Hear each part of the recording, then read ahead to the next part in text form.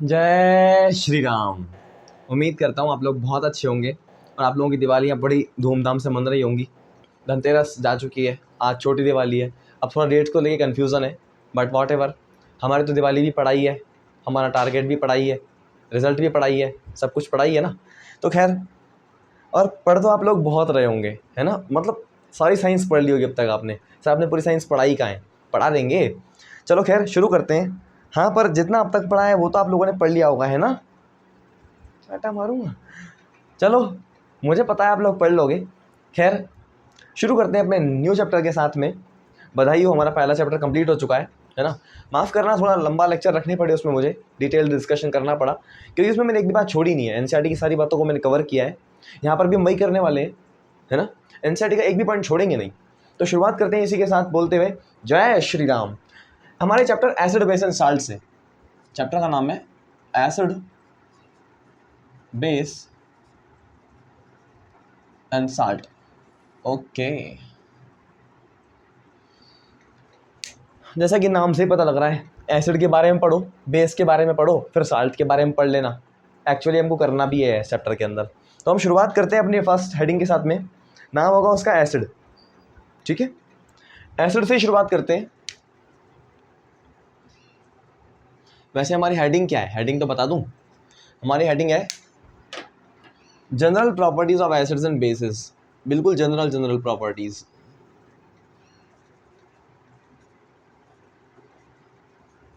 General properties of acids and bases. Okay. मुख से निकले बस रामा, मुख से निकले। चलिए शुरू करते हैं फिर पहला अपना एसिड की प्रॉपर्टीज से, है ना। अब तक आपने 7th class, 8th class, 9th class, specially 7th और 8th में ज़्यादा सुनते थे आप ये सब। तो अब तक आप लोगों ने एसिड के बारे में क्या जाना, मैं बताता हूँ क्या जाना। अब तक आप लोगों ने एसिड के बारे में ये जाना, स्वाद में खट्टे होते हैं, है ना। तो वही हमारा पहला पॉइंट बनने वाला है, बड़ा बेसिक सा। धीरे धीरे हम आपको एडवांस फॉर्म में लेके जाएंगे। तो ये जो खट्टा शब्द है आया कहाँ से भाई, एसिड के लिए खट्टा शब्द का इस्तेमाल कहाँ से किया गया, या फिर जो ये एसिड है इस शब्द को क्यों रखा गया। एसिड खट्टे होते हैं तो कुछ भी रख सकते थे ना, काजू कतली। एसिड ना रखते, काजू कतली रख देते। फिर हमको क्या पढ़ना पड़ता, kaju katli base and salt, मतलब कुछ और शब्द रख देते। तो एसिड शब्द ही क्यों रखा, क्योंकि this word comes from a Greek word, a Latin word actually। ये शब्द अपना लैटिन शब्द एसिडस से आया है।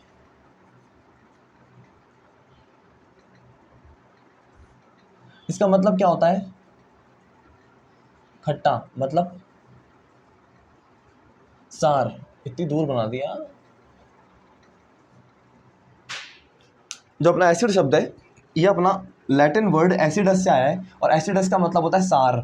इसका मतलब जो एसिड होते हैं वो स्वाद में खट्टे होते हैं। सार का मतलब SOUR, सार का मतलब खट्टा होता है। इसका मतलब एसिड स्वाद में खट्टे होते हैं। ठीक है, मतलब इनके बारे में कह सकता हूँ कि पहली प्रॉपर्टी क्या बनती है सर, सार in test. Okay,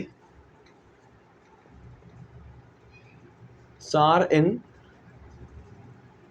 test. Okay, इतना तुम समझ गए, बड़ी बेसिक सी बात थी। ठीक है, अब मेरा एक छोटा सा सवाल। सर पढ़ाया है नहीं, 2 लाइन पढ़ाई और सवाल पूछ रहे हो। ये सवाल इसलिए है क्योंकि सवाल के अंदर से ही अपना एक पॉइंट क्लियर हो जाएगा। जैसा कि आपने देखा कि एसिड ऐसे शब्द से आया है जिस शब्द का मतलब सार होता है, खट्टा होता है। इसका मतलब जितने भी एसिड्स हैं वो सब खट्टे होने चाहिए स्वाद में। ऐसा है क्या, नहीं। सारे के सारे एसिड स्वाद में खट्टे नहीं होते। तो हमारा पहला क्वेश्चन ये बनता है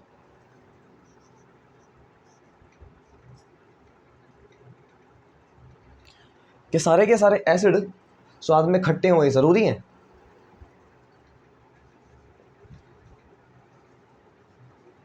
are all acidic substances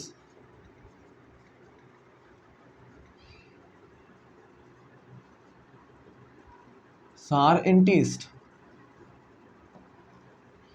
Explain with an example.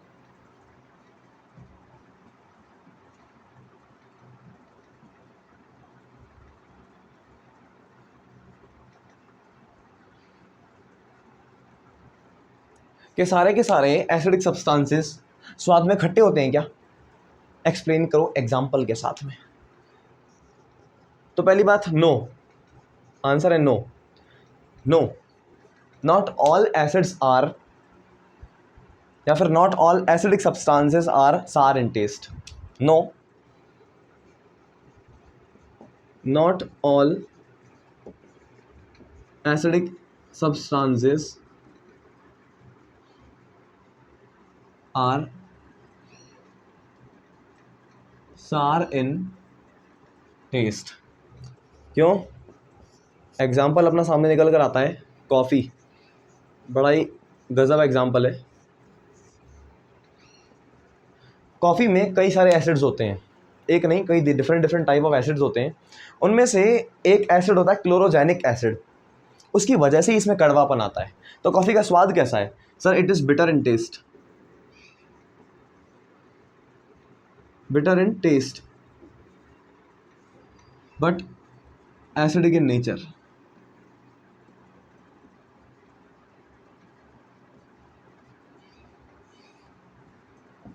समझ गए भाई?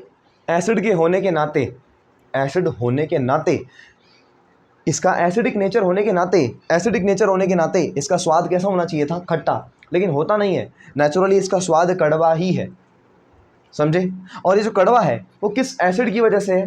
वैसे 3 चीज़ों की वजह से होता है, लेकिन यहाँ पर एसिड की बात करनी है, इसलिए मैं आपको सिर्फ एसिड का नाम बताता हूँ। क्लोरोजेनिक एसिड, उसकी वजह से इसका बिटर टेस्ट होता है। मैं लिख भी देता हूँ,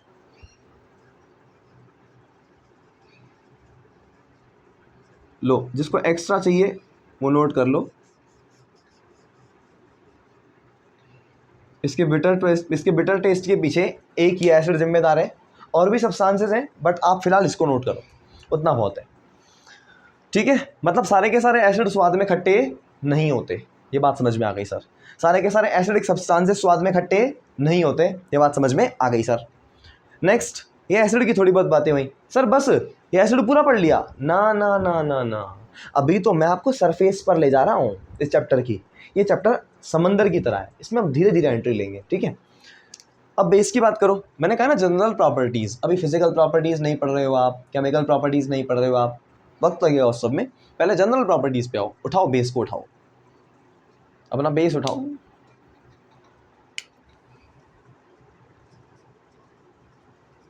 अब भाई अन्याय तो हम करेंगे नहीं, अन्याय हम करेंगे नहीं। अगर हमने कहा है कि एसिड के लिए भी कोई शब्द रहा है, तो बेस के लिए भी कोई शब्द रहना चाहिए। आओ देखते हैं बेस के लिए क्या शब्द रहा होगा अपना।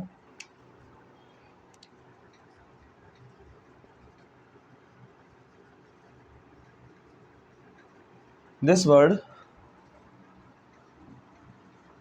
comes from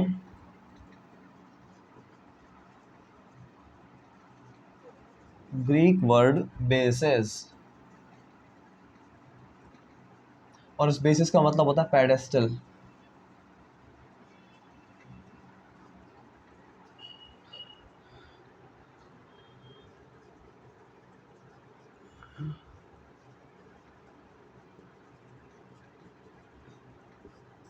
सुनो पहली बात, जो ये बेस वर्ड है ना, नाम से ऐसा नहीं लग रहा जैसे सपोर्ट देता है?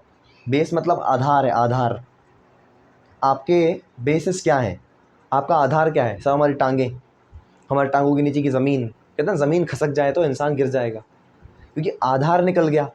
एक बिल्डिंग मल्टी स्टोरी बिल्डिंग है, बहुत सारे उसमें बहुत सारे क्या बोलते हैं, कई सारे सेक्शंस हैं उस बिल्डिंग में, कई सारी मंजिला इमारत है, मतलब बहुमंजिला इमारत, मल्टी स्टोरी बिल्डिंग, जैसा कि मैंने बताया। उसमें से अगर सबसे नीचे वाली मंजिल को निकाल दो तो सबसे ऊपर वाली मंजिल का क्या होगा? अरे पूरी बिल्डिंग गिर जाएगी। क्यों? क्योंकि आपने बेस निकाल लिया। समझ रहे हो? एक मकान की नींव, उसका आधार, उसका बेस अगर कमज़ोर रह जाए, पूरी बात खत्म हो जाएगी ना। इसका मतलब उस बेस की वजह से वो इमारत बनी, राइट? उस बेस के ऊपर ही वो इमारत बनी है, राइट? मतलब इस बेस की वजह से ही कोई चीज़ बनती है। वो क्या चीज़ बनती है मैं बताऊंगा अभी, पर फिलहाल समझो, ये बेस जो शब्द आया है, ये जो शब्द है, ये आया है अपना ग्रीक वर्ड बेसिस से। बेसिस का मतलब तो आधार होता है। इस बेसिस का मतलब पेडेस्टल भी है। अब पेडेस्टल किसको बोलते हैं? कुर्सी जैसे चीज़ को बोलते हैं पेडेस्टल। तो ये पेडेस्टल जो है वो कहीं ना कहीं आधार का काम कर रहा है, सपोर्ट का काम कर रहा है। तो ये बेस एक सपोर्ट है एक्चुअली। किसके लिए है सपोर्ट? थोड़ा सा रुको बताता हूँ, पर पहले ये समझो, अर्ली केमिस्ट, जो पुराने केमिस्ट थे, रसायन विद्य, जिनको रसायन की विद्या थी, जो पहले वाले रसायन विद्य थे, उन्होंने क्या बताया? उन्होंने जलाया, मतलब हीट दी। हीटिंग, किसको जलाया? प्लांट्स की राख को।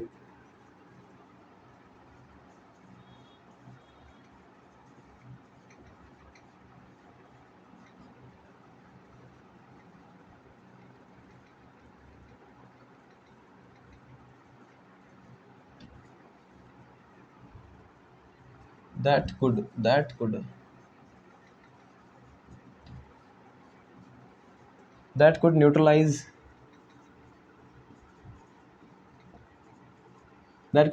the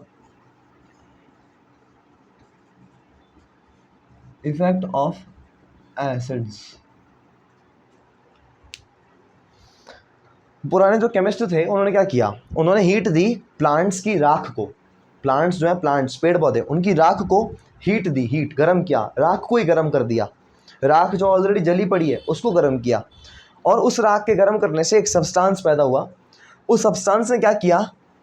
न्यूट्रलाइज कर दिया। न्यूट्रलाइज का मतलब क्या होता है? देखो, बहुत नॉर्मल सी बात है, आपने कभी ना कभी गाड़ी चलाई होगी, डेफिनेटली चलाई होगी, मुझसे ज़्यादा ही आप लोगों को आती होगी।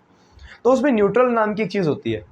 अब ज़्यादा जानकारी मुझे नहीं है उस बात की, लेकिन इतना मुझे पता है कि न्यूट्रल फॉर्म में गाड़ी चल नहीं सकती। गाड़ी का बैलेंस बना रहेगा, गाड़ी एक जगह रुकी रहेगी। न्यूट्रल के अंदर आप कितनी रेस दे लो, गाड़ी नहीं चलेगी, कितना ही गियर बदल लो, गाड़ी नहीं चलेगी।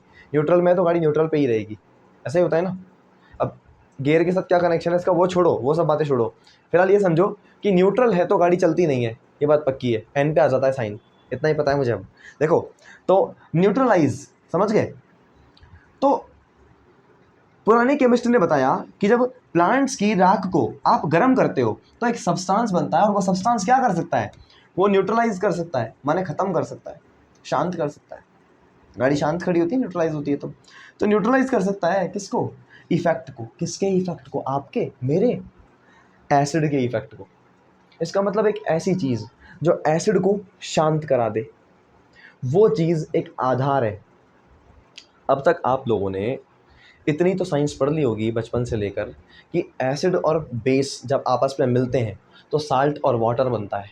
न्यूट्रलाइजेशन रिएक्शन इसको कहते हैं। एक बेसिक सा ही चीज़ है, ज़्यादा टफ नहीं है। नहीं भी पता है तो नो इश्यूज़, नो इश्यूज़। एक छोटी सी बात बताना चाह रहा हूँ, इसको मैं नोट नहीं करवा रहा हूँ, खाली मैं साइड में बता देता हूँ। मान लो जो अपना एसिड है, एसिड इसके साथ में बेस मिलता है, तब जाकर अपना साल्ट बनता है, प्लस वाटर भी बनता है। तो मुझे बताओ, ये जो साल्ट बना, इस साल्ट को बनाने के लिए क्या क्या जिम्मेदार है? सर मैं और आप नहीं, साल्ट को बनाने के लिए बेस चाहिए और एसिड चाहिए। अब एसिड के प्रभाव को बेस ख़त्म कर देता है और बेस के प्रभाव को एसिड ख़त्म कर देता है, समझे? तो एसिड तो हमने ले लिया है। अब एसिड के साथ में ऐसी चीज़ जो साल्ट को बनाने के लिए ज़रूरी है, अगर साल्ट इसकी वजह से बन रहा है, मतलब ये साल्ट के लिए बेसिस का काम कर रही है, सही है क्या? जैसे मैंने बताया, नींव के ऊपर मकान बन रहा है, नींव की वजह से मकान बन रहा है, तो नींव उस मकान के लिए बेसिस का काम करती है, आधार का काम करती है, सपोर्ट की तरह काम करती है। तो इस एसिड को लेने के बाद में इस साल्ट को बनाने के लिए जो चीज़ साल्ट के लिए बेसिस का काम करती है उसी को कहा गया बेस। वहीं से ये बात आई है। तो पेड़ की राख को जलाने के बाद में जो चीज़ बनी है वो बेस ही बनी है, इसलिए उस बेस ने एसिड के प्रभाव को शांत कर दिया और दोनों जब मिले तो साल्ट बन गया। तो साल्ट को बनाने के लिए बेस एज अ बेसिस काम करता है, समझ गए क्या? तो ये हमारा नेक्स्ट नोट पॉइंट है। नोट पॉइंट देख लो पहले, फिर इरेज करूँगा उसको। नोट पॉइंट क्या कहता है कि base act as a basis for production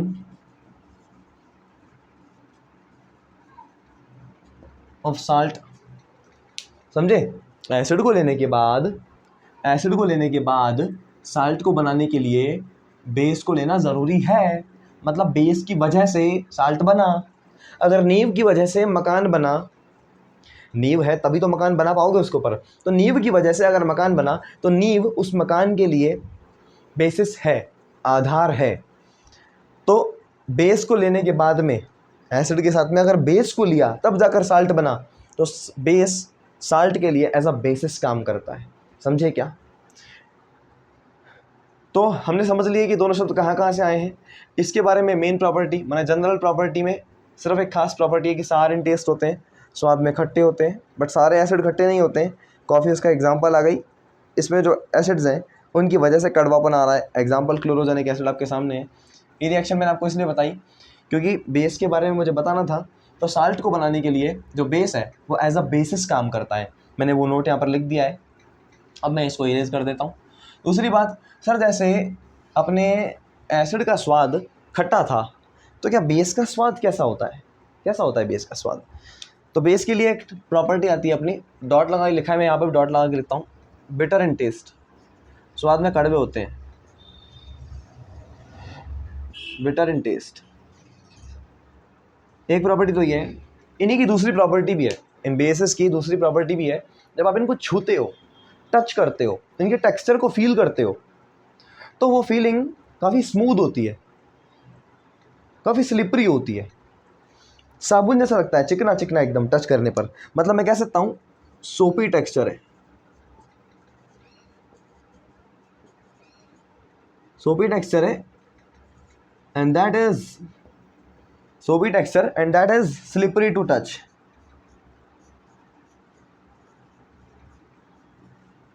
slippery to touch. Okay, हमारा एक स्लाइड कवर हो चुका है।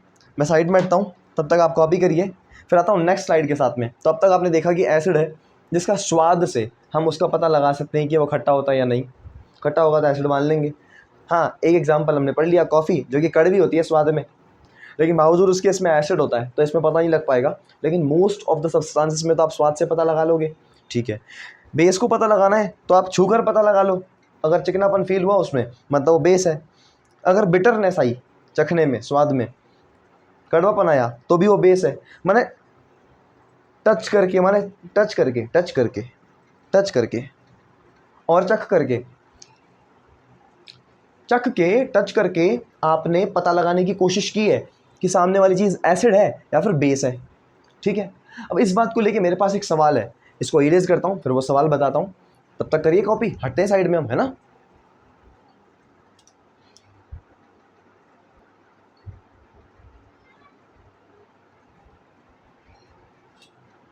हाँ जी, चलिए शुरू करते हैं। हमारा क्वेश्चन था एक, मैंने कहा था कि आप अब तक एसिड्स को, बेसिस को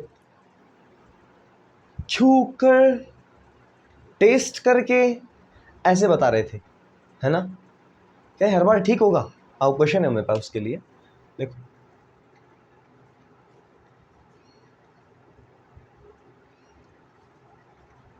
for identifying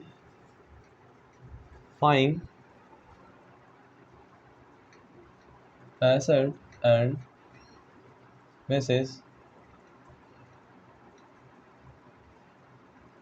is it a correct?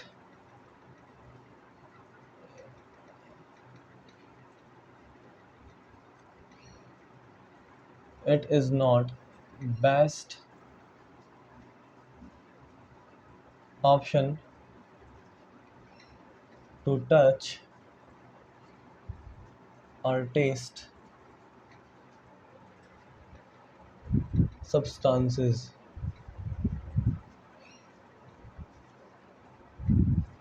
Why?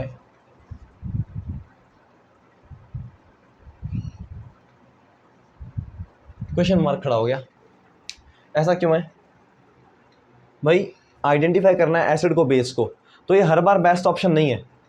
It is not best option to touch and test substances. Why question बनता है। तो आंसर अब आएगा।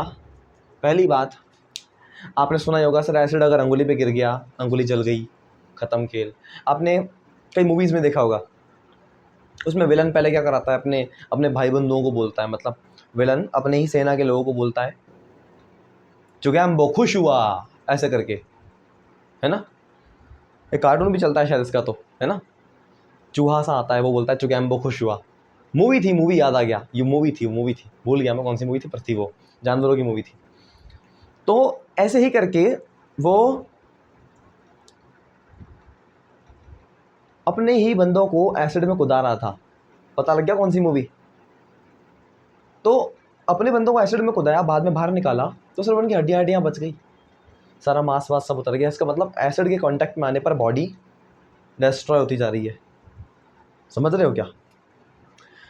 इसका मतलब टच करना, टेस्ट करना समझदारी वाला काम नहीं है। सोचो, जब टच करने पर हालत ख़राब हो सकती है तो टेस्ट करने पर तो, समझ रहे हो? इसका मतलब ये ठीक ऑप्शन नहीं है। क्यों ठीक नहीं है? क्योंकि विनाशकारी है लीला एसिड और बेसिस की। उसके लिए एक वर्ड आता है disastrous. Due to disastrous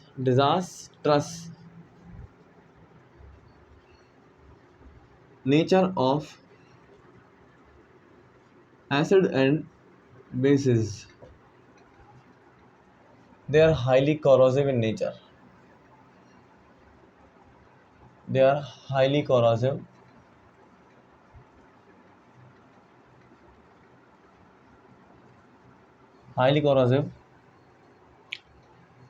and can cause high burning sensations on skin or can damage it.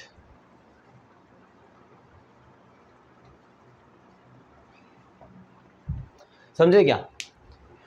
Disaster शब्द आया है डिजास्टर से, डिजास्ट्रस शब्द आया है डिजास्टर से। डिजास्टर का मतलब होता है विनाशकारी, ये वर्ड वहीं से आया है। मतलब नेचर इनका कैसा है? विनाशकारी है, विनाश मचाएंगे, तबाही मचाएंगे। तबाही कैसे मचाएंगे?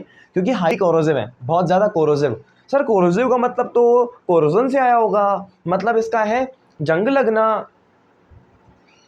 जंग तो मेटल पे लगती है, हमारी बॉडी ये तो चमड़ी है, मेटल तो है ही नहीं, तो इसके ऊपर एसिड गिरेगा तो नुकसान क्यों हो रहा है? सर जनाब, हमने एक बात बताई थी कि कोरोजन का मतलब हमेशा जंग लगना नहीं होता। हम पिछले लेक्चर में बता कर आ चुके हैं।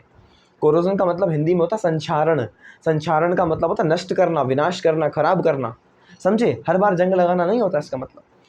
तो कोरोसिव समझ गए अब क्या है? नष्ट करने वाला, डिस्ट्रॉय करने वाला, खराब करने वाला। क्या कर सकता है सर? हाई बर्निंग सेंसेशंस दे सकता है। इसका मतलब क्या होता है? एसिड जहाँ गिरेगा वहाँ से आप पानी से धो दोगे, साफ कर दोगे, लेकिन फिर भी जलन मचती रहेगी, उसी को बोलते हैं बर्निंग सेंसेशंस। समझ गए? जैसे दांतों में सेंसेशन होती है, सेंसिटिविटी होती है, तो बार बार पीक उठती रहती है दांतों में दर्द की। ठीक उसी तरीके से चमड़ी में भी जलन बार बार मचेगी, उसी को कहेंगे बर्निंग सेंसेशन। स्किन पर देगा और स्किन को डैमेज कर देगा, हमारी गोरी गोरी स्किन को डैमेज करेगा। समझ गए क्या? तो ये हमारा एक क्वेश्चन बनकर आया। तो सर ऐसा कुछ अब सीन में आना चाहिए जो एसिड को और बेस को बिना किसी नुकसान के इंडिकेट करवा पाए। एक शब्द लिया है मैंने अभी इंडिकेट। इंडिकेट मतलब हम पहचान जाएं। इंडिकेशन का मतलब होता है पहचान जाना। जैसे जैसे गाड़ी होती है अपनी, गाड़ी चल रही, गाड़ी फटफटिया, तो उसमें बटन्स होते हैं इंडिकेशन के लिए। आप लेफ्ट साइड का इंडिकेशन देना चाहते हो, राइट साइड का इंडिकेशन देना चाहते हो, तो आपके इंडिकेशन देने से सामने वाला समझ जाता है बिना बोले ही। आप कुछ बोलते नहीं हो, बस वो इंडिकेशन दबा देते हो। तो जो इंडिकेशन आता है येलो लाइट से, ट्यूं ट्यूं ट्यूं, सामने वाला अपने आप समझ जाता है और आपको रास्ता दे देता है। हाँ या नहीं? तो इंडिकेशन में किसी का नुकसान ना हो, बिना बोले बिना पूछे सीधा सीधा अपने आप पता लग जाए।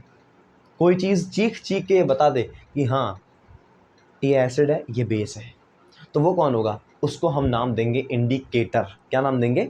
इंडिकेटर। तो देखते हैं इंडिकेटर ऐसा क्या करता है। इंडिकेटर ऐसा क्या करता है कि हमको पता लग जाए कि ये एसिड है और ये बेस है। आओ देखते हैं।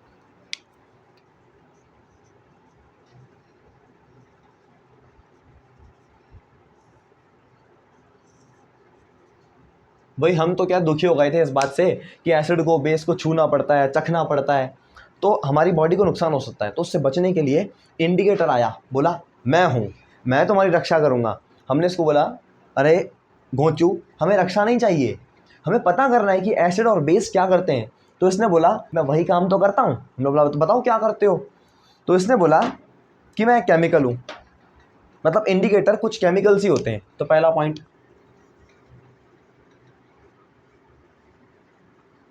सम केमिकल्स, क्या करते हैं केमिकल्स, ये अपने रंग में या अपनी गंध में, रंग में या गंध में अचानक से बदलाव ले आते हैं, अचानक से सडन चेंज लेके आते हैं, है ना, एक बड़ा चेंज लेके आते हैं, एक शार्प चेंज लेके आते हैं। शार्प, शार्प समझते हो, शार्प मतलब तीखा, तीखा पॉइंट अलग से ही चुभने लगता है, तीखी चीज़ अलग से चुभती है, मतलब अलग से इंडिकेशन आता है, अलग से एक बड़े अमाउंट में पता लग जाता है हमारे को। बड़े अमाउंट का मतलब यहाँ पर है एक हाई अलर्ट हमारे पास में आता है कि हाँ ये चीज़ यहाँ पर ऐसी है, ये चीज़ यहाँ पर ऐसी है। जैसे रेड कलर होता है, रेड कलर जब गाड़ी जा रही होती है एम्बुलेंस की तो ब्लू और रेड कलर होता है, अकेले मंत्री की गाड़ी जाए तो रेड कलर होता है, जो रेड कलर की फायर ब्रिगेड आती है उसमें रेड कलर होता है। तो अलग से बता देता है, वो कलर दूर से इंडिकेट करता है। पूरे 3D संसार में आपको वो रेड कलर अलग से ही दिखता है, वो इंडिकेट करता है कि मैं एम्बुलेंस हूँ, या फिर मतलब एम्बुलेंस तो ब्लू और वो रेड में हुई, मैं फायर ब्रिगेड हूँ, मुझे रास्ता दो जाने दो, तो अलग से पता लग जाए। तो क्या करेगा, some chemicals show a sharp change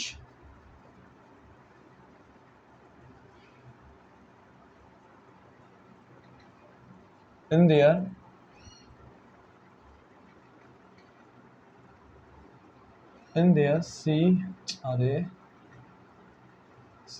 COLOUR in their color and odor।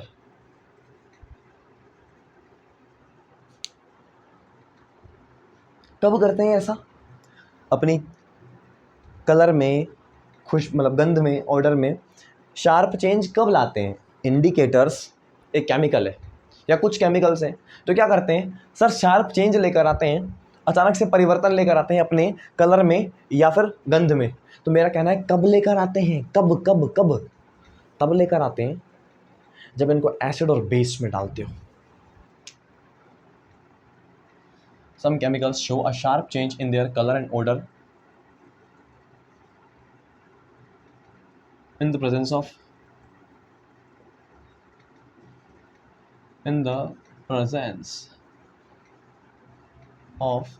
acid और बेस। ये बात समझ में आ गई होगी मेरे ख्याल से।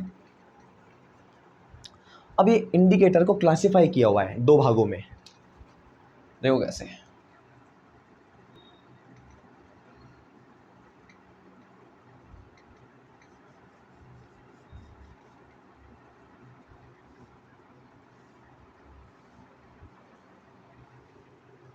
मैंने पहले बताया था क्लासिफिकेशन का बेसिस होता है, तो उनको दो बेस लिए गए, मतलब बेसिस आधार लिए गए। पहला आधार लिया गया क्योंकि अपनी कलर चेंज कर सकते हैं ना भाई, ये लोग अपना कलर चेंज कर सकते हैं ना, ये लोग अपना ऑर्डर चेंज कर सकते हैं ना,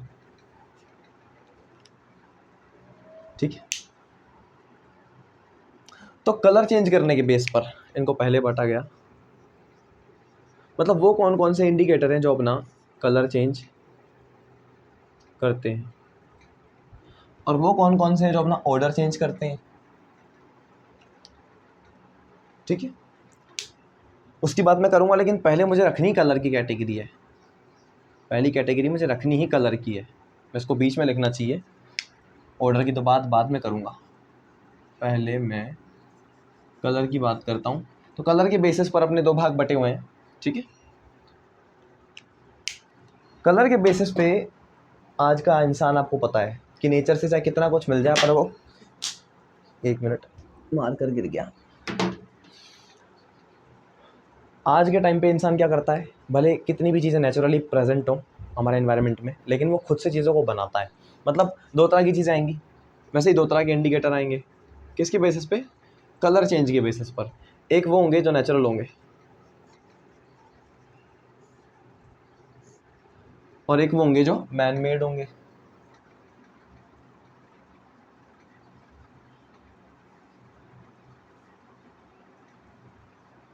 अब एक छोटा सा फॉर्म है याद रखने के लिए इनके नामों को, देखो आपके सामने ही लिखता हूँ, फिर उसी से सारे नाम लिख दूंगा।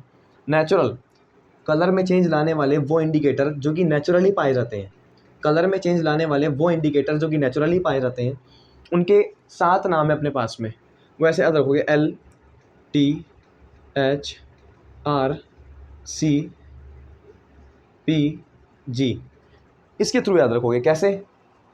पहला है L माने लिटमस, दूसरा है T माने टर्मरिक, तीसरा है अपना हाइड्रेंजिया,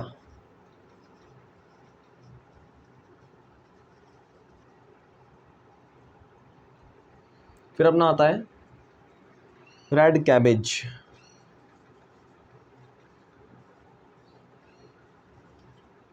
फिर अपना आता है चाइना रोज,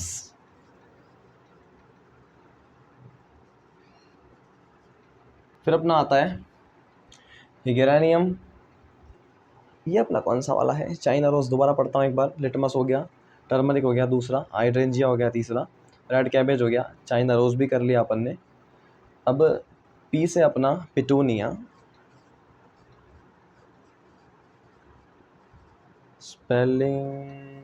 स्पेलिंग में अगर गलती हो तो माफ़ कर ही देना है ना। और एक आता है गेरानियम, GERANIUM, हाँ ये आर लग रहा होगा पर ये आर नहीं है, जी ही है ना, याद रखना। गेरानियम, एक्चुअली लिटमस एक अलग चीज़ है, टर्मरिक एक अलग चीज़ है, बट यहाँ से लेकर तो आप यहाँ तक देख रहे हो ना, ये सब फ्लावर्स हैं, ये सब ऐसे प्लांट्स के नाम हैं जिनके फ्लावर्स की पंखुड़ियों से इन सब केमिकल्स को एक्सट्रैक्ट किया गया है, ठीक है। मतलब हाइड्रेंजिया का फ्लावर हो गया, रेड कैबेज के फ्लावर्स हो गए, चाइना रोज़ का फ्लावर हो गया, चाइना रोज़ को हिबिस्कस भी कहते हैं, गुड़हल हिंदी में नाम है, पिटूनिया और गेरानियम, इन सब के ही फ्लावर्स होते हैं, ठीक है। टर्मरिक तो हल्दी होती है, आपको पता है। लिटमस क्या होता है अभी एक्सप्लेनेशन दूंगा, पर इसके थ्रू आप इनको लिख सकते थे, ठीक है। मैन मेड में देखो इंसानों ने बनाया, इंसानों ने वोट दे दे के प्रधानमंत्री को बनाया ना, तो यहाँ पर वर्ड आया PM, P और M, यहाँ तो 2 ही शब्द हैं, ज़्यादा नहीं। P से अपना आएगा फिनोल्फ्थलीन,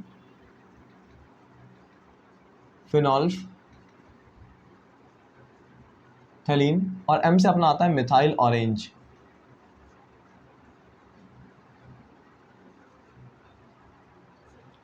अब यहाँ कचरा करने के बजाय वैसे मैं सोच रहा हूँ लिटमस को यहीं शुरू कर दूँ, लाइन खींच के यहाँ पर लिटमस आ सकता है, पर वही है कि यहाँ अच्छा लग रहा है अभी दिखने में सिनेरियो, तो मैं इसको मिटाता हूँ, हटता हूँ साइड में, करो कॉपी, फिर मैं न्यू पेज से शुरू करता हूँ अपने लिटमस के बारे में चर्चा करना, ठीक है। और फिर हम बनाएंगे एक प्यारी सी टेबल, या काम करता हूँ लिटमस को यहीं बना देता हूँ, लिटमस को यहाँ बना देता हूँ, फिर अगले पेज पे टेबल आ जाएगी पूरे पे फैल के, एकदम सही रहेगा यार। लिटमस को यहीं बना देता हूँ, कचरा हो जाए काम का यार, ये सोच रहा हूँ।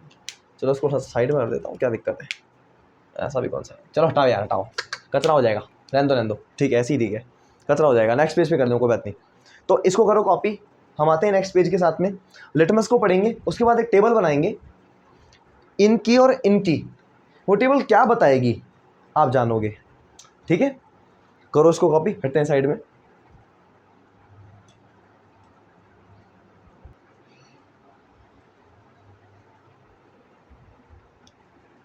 चलिए स्टार्ट करते हैं अपने लिटमस के साथ में।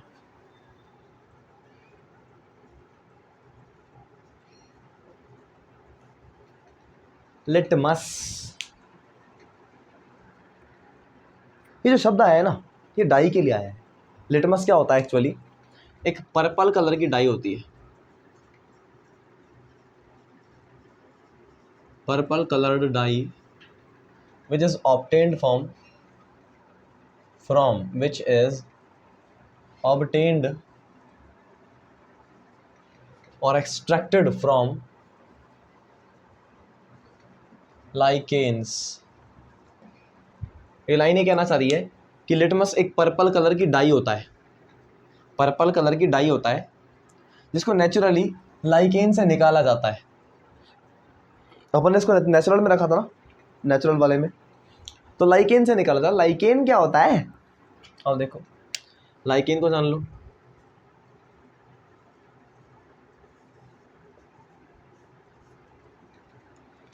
लाइकेन, लाइकेन एक रिलेशनशिप है। रिलेशनशिप कम से कम दो लोगों के बीच का होता है, सही है क्या? तो यहाँ पर भी दो लोग आएंगे, दो लोग मतलब इंसान आएंगे, इंसान नहीं आएंगे, गलत बात, इंसान नहीं आएंगे बेटा जी, इंसान नहीं आएंगे। इंसान तो जालसाज होते हैं, यहाँ जालसाज लोग नहीं आएंगे, यहाँ ऐसे लोग आएंगे दो जो एक दूसरे की मदद करेंगे। माने ये म्यूचुअल रिलेशनशिप है।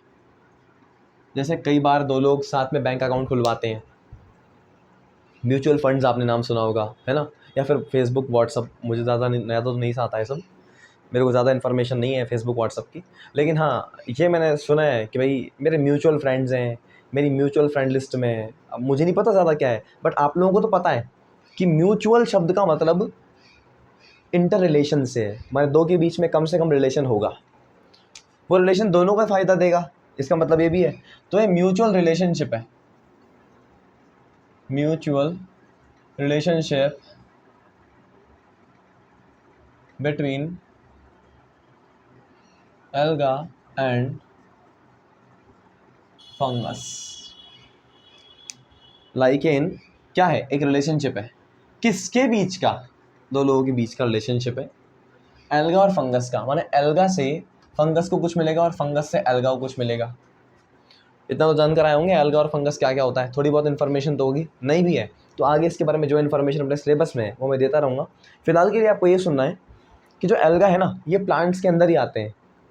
प्लांट्स में algae, bryophyte, pteridophyte, gymnosperm, angiosperm, इन 5 डिविजन्स को रखा गया है, उनमें से एक एल्गा भी है, समझे?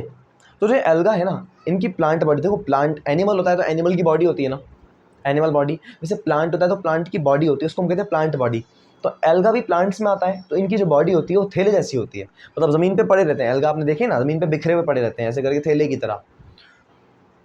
तो ये थैलस बॉडी रखते हैं, और प्लांट से जो भी जुड़े होते हैं उनके नाम के एंड में लगता है फाइटा, ब्रायोफाइटा, टेरिडोफाइटा। एल्गा के लिए आता है थैलोफाइटा। तो एल्गा फंगस दोनों के दोनों लाइकेन का पार्ट है ना, इसलिए लाइकेन को बताया जाता है belongs to the division Thallophyta.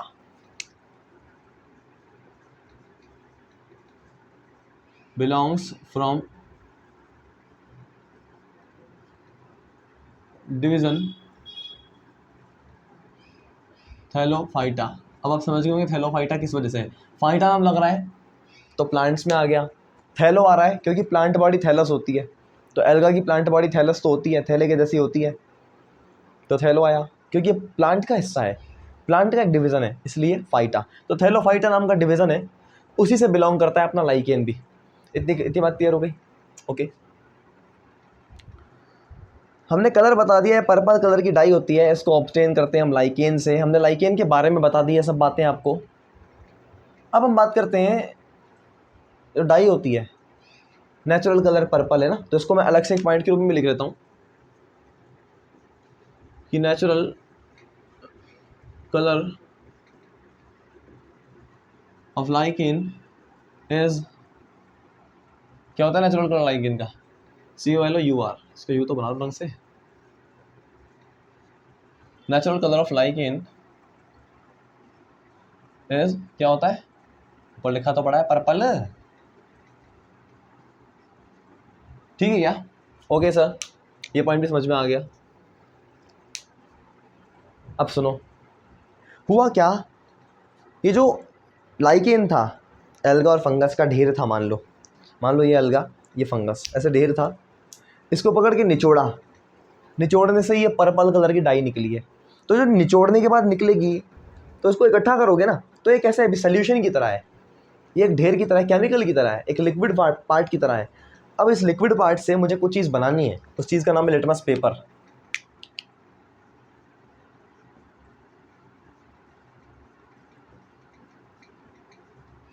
Litmus paper क्यों बनाना है लिटमस पेपर सर, ये बताओ। अरे मेरे भाई, आप अपने मुद्दे से भटक गए क्या? थोड़ी देर पहले आप पढ़कर आए थे इंडिकेटर, इंडिकेटर क्या कर रहा था? इंडिकेशन दे रहा था कि कौन एसिड है कौन बेस है। तो मान लो एसिड का एक कटोरा रखा पड़ा है मेरे सामने, मान लो अपने सामने एक टेस्ट ट्यूब है, उसमें एसिड भरा पड़ा है और एक टेस्ट ट्यूब में बेस भरा पड़ा है, लेकिन मुझे नहीं पता कि कौन एसिड है कौन बेस है। मेरी बात सुनो इधर फोकस करके। मान लो ये टेस्ट ट्यूब बना दी अपन ने, ये टेस्ट ट्यूब बना दी अपन ने, बहुत गंदी सी बनाई है सर, कोई बात नहीं। यहाँ पर एसिड है, यहाँ पर बेस है, लेकिन मेरे को नहीं पता है, मुझे नहीं पता कि कहाँ एसिड है कहाँ बेस है, आंखों से देख के थोड़ी पता लगाऊंगा। तो मैं क्या करूँगा, लिटमस जो कि क्या है अपने आप में इंडिकेटर है और अपने कलर में चेंज कर सकता है, हम पीछे पढ़ कर आए ना। तो अगर मैं लिटमस को एसिड में डालूँ और इसके कलर में कोई चेंज आ जाए, चेंज नंबर 1, उसको मैं नाम दूंगा चेंज नंबर 1। मैंने एसिड में डालने पर लिटमस को जब मैं एसिड में डालता हूँ तो चेंज आता है नंबर 1 वाला, और जब लिटमस को मैं बेस में डालता हूँ चेंज आता है नंबर 2 वाला। अब आपके सामने रख दिया एक बेसिक सोल्यूशन, आपको नहीं पता वो बेसिक है, लेकिन आपने लिटमस पेपर को इसमें डाला बेसिक सोल्यूशन में और आपको देखने को मिला चेंज नंबर 2। मतलब आप समझ जाओगे कि इसमें कौन सा चेंज हो रहा है, मतलब ये क्या है, ये बेस है। क्लियर रहती बात। अब सर ऐसे तो कम समझ में आई है, इसको डिटेल में बताओ। अब देखो, क्योंकि मैंने बताया कि लिटमस जो आपने निकाला है वो तो निचोड़ के निकाला है, मैंने सोल्यूशन की तरह निकाला है। भाई लिटमस को आपने सोल्यूशन की तरह निकाला है ना, तो पूरे के पूरे सोल्यूशन को एसिड या बेस में डाल दोगे तो आप तो उसको ख़राब ही कर दोगे। आपको सिर्फ पता करना है। तो एक छोटा सा तरीका है, आप इस लिटमस सोल्यूशन से लिटमस पेपर बना लो। कैसे, देखो मान लो एक कटोरी है, घर का एग्जांपल लो, मान लो एक कटोरी है, इसमें आपने लाइकेन को निचोड़ के उसका पर्पल कलर का डाई डाल दिया। अब एक पेपर लो, इसमें रख दो, कुछ देर इसमें डिप करके रख दो, फिर बाहर निकाल के सुखा दो उसको, ये बन गया आपका litmus paper ready. Litmus paper हो गया रेडी। अब इस लिटमस पेपर को, भाई आप लिटमस सोल्यूशन डालते एसिड और बेस में, इससे बढ़िया आप लिटमस पेपर को एसिड और बेस में डाल के देखो, उस पेपर पर लिटमस सोल्यूशन लगा पड़ा है ढंग से, अगर उस पेपर का कलर चेंज हो गया तो मतलब सामने वाली चीज़ या तो एसिड होगी या बेस होगी, पर डिपेंड करता है कि कौन सा कलर आया है, उस पर आप पहचानोगे। मतलब एसिड में डालने पर लिटमस पेपर का रंग क्या होता है, बेस में डालने पर लिटमस पेपर का रंग क्या होता है। और एक और सोल्यूशन, न्यूट्रल सोल्यूशन, जिसमें ना तो एसिड है ना बेस है, या ये मान लो कि एसिड बेस मिक्स हुए पड़े हैं बिल्कुल ढंग से, तो उसमें जब आप अपने लिटमस पेपर को डालोगे तो क्या कलर दिखेगा। कम समझ में आएगी ना बात। अब बताता हूँ। तो लिटमस पेपर जो आपने बनाया है, या 3 तरह का बना रहे हो।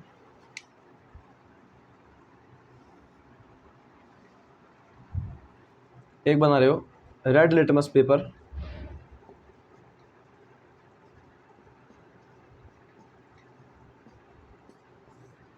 एक बना रहे हो ब्लू लिटमस पेपर,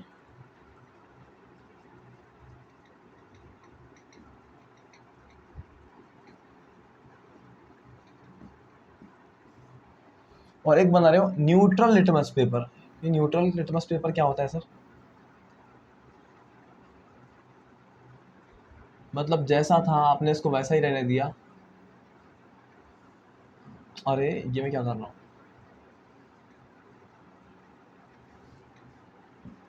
बात समझो। लिटमस पेपर को अगर आपने किसी एसिड में ही डुबो के रख दिया तो उसमें एसिडिक प्रॉपर्टीज तो आएंगी आएंगी, एसिड की वजह से उसके कलर में चेंज आ जाएगा। समझ रहे हो। तो रेड लिटमस पेपर क्या करता है वो सुनो। 2 कंडीशन रखता हूँ इसके सामने। रेड लिटमस पेपर अगर मैं कह रहा हूँ, इसका मतलब इस लिटमस पेपर का रंग रेड है। हाँ सर रेड है, पहले से रेड है। अब रेड और ब्लू इन दोनों कलर्स में से ज़्यादा खतरनाक कलर किसको माना जाता है? वैसे इंडिया के जो प्लेयर्स होते हैं उनकी जर्सीज़ का रंग, उनके जो आउटफिट्स होते हैं उनका कलर ब्लू होता है, इसलिए ब्लू कलर को सलाम है। लेकिन एग्रेसिव कलर्स में से रेड माना जाता है, राइट। तो रेड को एसिड का सपोर्टर माना जाएगा, क्योंकि एसिड भी कैसा है, खतरनाक है। वैसे एसिड और बेस दोनों ही खतरनाक होते हैं, पर ज़्यादा खतरनाक कौन होता है? एसिड। तो आप एक एनालॉजी बना लो साथ में, जल्दी याद होगा कि रेड के लिए अपन किसको सपोर्टर मानेंगे, रेड लिटमस पेपर के लिए अपन सपोर्टर मानेंगे, या रेड कलर के लिए अपन सपोर्टर मानेंगे फिलहाल के लिए एसिड को। सर क्या बोल रहे हो, समझ में नहीं आ रहा, मेरी बात समझो। मैंने कहा लिटमस पेपर मैंने 3 तरह का बनाया, 3 तरह का। उनमें से जो रेड लिटमस पेपर मैंने लिया है, रेड लिटमस पेपर जो मैंने लिया है, अगर आप इस रेड लिटमस पेपर को एसिड में डालोगे तो एसिड और रेड कलर भाई भाई हैं, कोई परिवर्तन आएगा ही नहीं। जब भाई भाई के साथ मिलता है गले तो कोई चेंज नहीं आता, लेकिन जब भाई किसी दुश्मन के साथ में गले मिलेगा तो दुश्मन उसकी पीठ पे ताथाई ताथाई कर देगा। समझ रहे हो। इसका मतलब रेड लिटमस पेपर कुछ अगर आप एसिड में डाल दो, वो यहाँ लिखता हूँ मैं, अगर एसिड में, शॉर्ट में देखना, अगर एसिड में डाल दो, सिर्फ ए लिख रहा हूँ, एसिड में डाल दो, सिर्फ एसिड में डाल दो, तो इसका रंग रेड ही रहेगा, कोई चेंज नहीं आएगा। रेड लिटमस पेपर रेड ही रहेगा, कोई चेंज नहीं आएगा। हो सकता है अगर ये एसिड स्ट्रॉन्ग है तो ज़्यादा रेड देखने को मिले, पहले कम रेड था, बाद में ज़्यादा रेड देखने को मिले, तो एसिड को आप रेड कलर का सपोर्टर कह सकते हो, ठीक है। दूसरी बात, अगर रेड लिटमस पेपर को आपने न्यूट्रल सोल्यूशन में या फिर एक बेसिक सोल्यूशन में डाला तो तब क्या होगा, बेसिक में डालो या फिर न्यूट्रल में, उस कंडीशन में न्यूट्रल को यहीं शिफ्ट करना चाहिए था, न्यूट्रल को यहीं, देखो न्यूट्रल भी क्या है, सपोर्ट करता है। मेरी बात समझना मैं क्या बता रहा हूँ, सुनो। रेड लिटमस पेपर आपने लिया, एसिडिक सोल्यूशन में डाला, एसिडिक सोल्यूशन में, तो कलर हो गया रेड, किसका, लिटमस पेपर का, समझे। मतलब मान लो ये आपने कटोरी रेडी कर रखी थी, इसमें एसिडिक सोल्यूशन था, आपने इसमें लिटमस पेपर को डाला, लिटमस पेपर का कलर मान लो रेड था, इसमें एसिडिक सोल्यूशन में डालने पर भी रेड ही है, परिवर्तन नहीं आया, समझे। और न्यूट्रल सोल्यूशन किसी पे इफेक्ट डालता ही नहीं है, न्यूट्रल सोल्यूशन इफेक्ट नहीं डालता है ज़्यादा, ठीक है, सिर्फ एक केस में डालेगा न्यूट्रल सोल्यूशन, वैसे अपना इफेक्ट नहीं डालता है, सिर्फ एक केस में डालेगा, वो बताऊंगा कहाँ पर, मिथाइल ऑरेंज की केस में ऐसा होगा। तो न्यूट्रल सोल्यूशन और एसिडिक सोल्यूशन में डालने पर रेड लिटमस पेपर का रंग रेड ही रहता है, हो सकता है शेड्स बदल जाएं, लेकिन बेस में डालने पर किसी बेसिक सोल्यूशन में डालने पर, रेड लिटमस पेपर को बेसिक सोल्यूशन में डालोगे तो कलर निकल के आएगा ब्लू। मैंने इस बार रेड लिटमस पेपर ने अपने कलर को चेंज कर लिया है और ब्लू बना लिया है, समझ गए क्या। रेड लिटमस पेपर को जब एसिड में या फिर न्यूट्रल सोल्यूशन में डालोगे तो ये रेड ही रहेगा, अपना कलर चेंज नहीं करेगा। अगर रेड लिटमस पेपर को अगर आप किसी बेस में डालोगे तो ये अपना कलर ब्लू कर लेगा, रेड से ब्लू कर लेगा, समझ गए। ब्लू लिटमस पेपर, जिस तरह से एसिड ने रेड लिटमस पेपर को सपोर्ट किया और उसके कलर को वैसा का वैसा रहने दिया, तो ब्लू लिटमस पेपर को कौन सपोर्ट करेगा, बेस। माने जब आप ब्लू लिटमस पेपर को बेस में डालोगे तो ब्लू कलर चेंज नहीं होगा, ठीक है।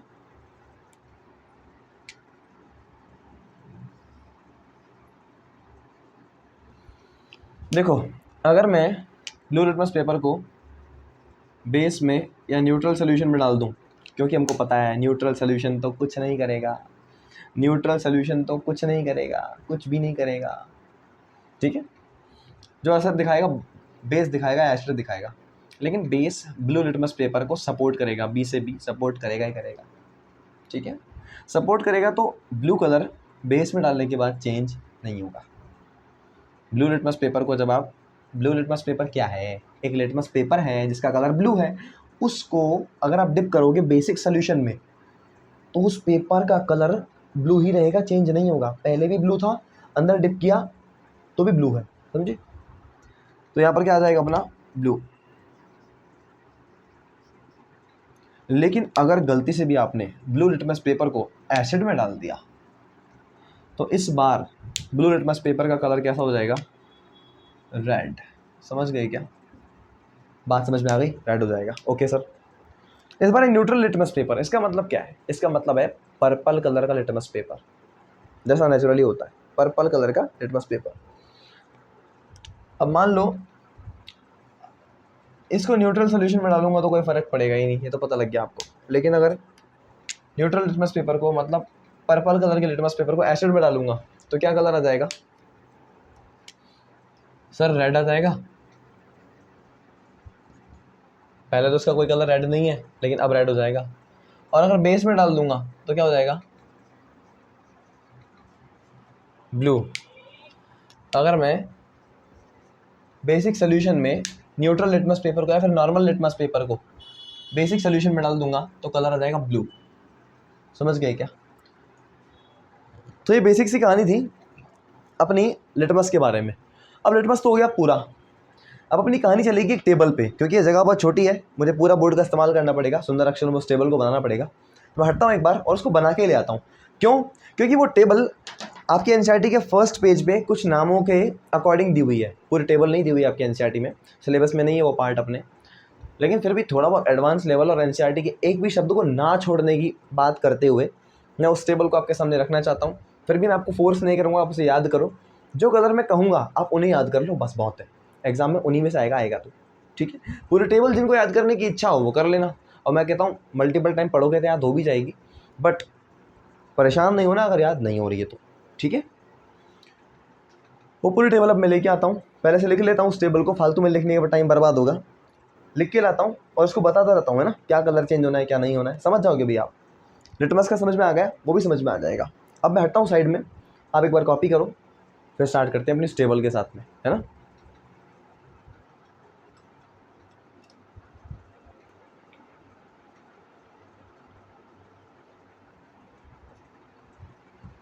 चलिए क्लास देखते हैं। जो टेबल मैंने बनाई है किस लिए बनाई है। मैंने आपको एक बात बताई थी कि इंडिकेटर दो तरीक़ों से काम करेगा, या तो अपने कलर में चेंज लाएगा, तो यहाँ पर हर एक चीज़ जो कि इंडिकेटर की तरह काम कर रही है वो अलग अलग सॉल्यूशंस में अलग अलग कलर लेकर आ रही है। मतलब बार बार कलर चेंज करती है डिपेंडिंग अपॉन द सॉल्यूशन, कि कौन सा सॉल्यूशन है उसी के अकॉर्डिंग अपना कलर दिखाएगा। माने कलर में चेंज के लिए जो इंडिकेटर्स हैं उसके लिए ये टेबल हो गई। इसके बाद हमारा सेकंड पॉइंट था गंध में, माने ओडर में चेंज आ जाए, स्मेल में चेंज आ जाए, तो उसके बेसिस पर भी हमारे पास 3 इंडिकेटर्स हैं। पर पहले हम इस टेबल को पढ़ लें, फिर बची हुई जगह में उन 3 इंडिकेटर को पढ़ेंगे और इस लेक्चर को हम यहीं पर समाप्त करेंगे। या देखते हैं एक्सटेंड जितना कर पाते हैं करते हैं, बाकी जितना रहता है उतना करते हैं। Let's try. पहले इसको देख लो, यहाँ पर जो ये दिख रहे हैं LTHRCPG, ये सारे के सारे litmus, turmeric, hydrangea, red cabbage, China rose, petunia और गेरानियम, ये सारे के सारे नेचुरल इंडिकेटर्स हैं, बात बताई थी मैंने। और फिर सिंथेटिक या फिर मैन मेड, जिसे इंसान ने बनाया, तो मैं तरीके से बताया था कि भाई प्रधानमंत्री को इंसानों ने बनाया है वोट दे दे के।